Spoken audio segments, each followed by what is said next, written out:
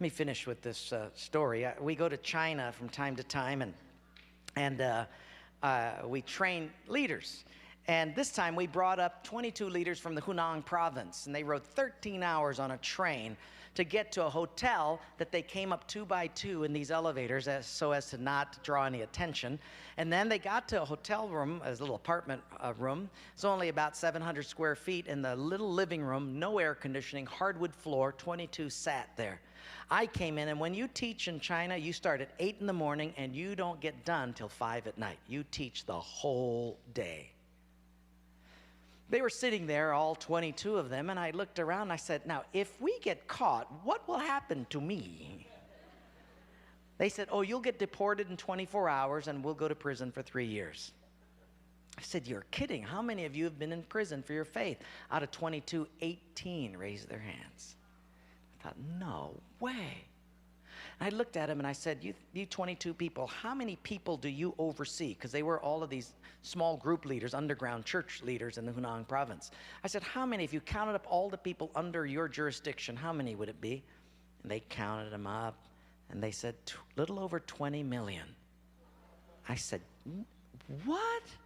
See, we forget there's 1.3 billion people in China. This is crazy.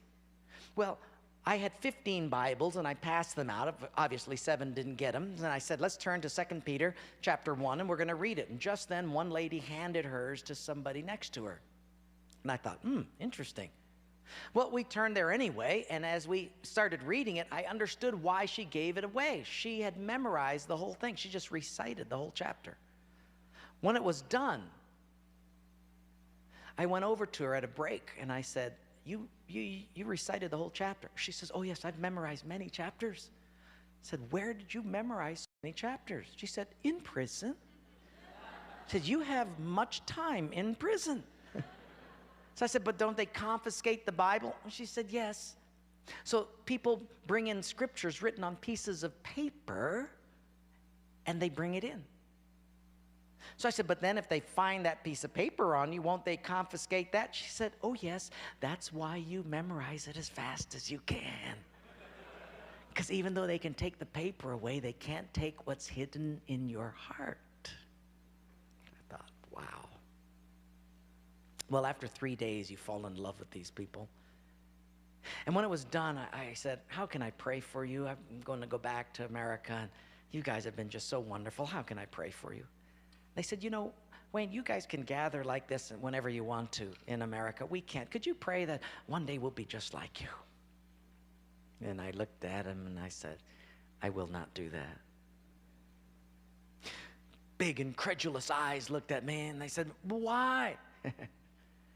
I said, because you guys rode a train for 13 hours to get here. In my country, if you've got to drive more than an hour, people don't come. You sat on a wooden floor for 3 days. In my country, if people have to sit more than 40 minutes, they leave.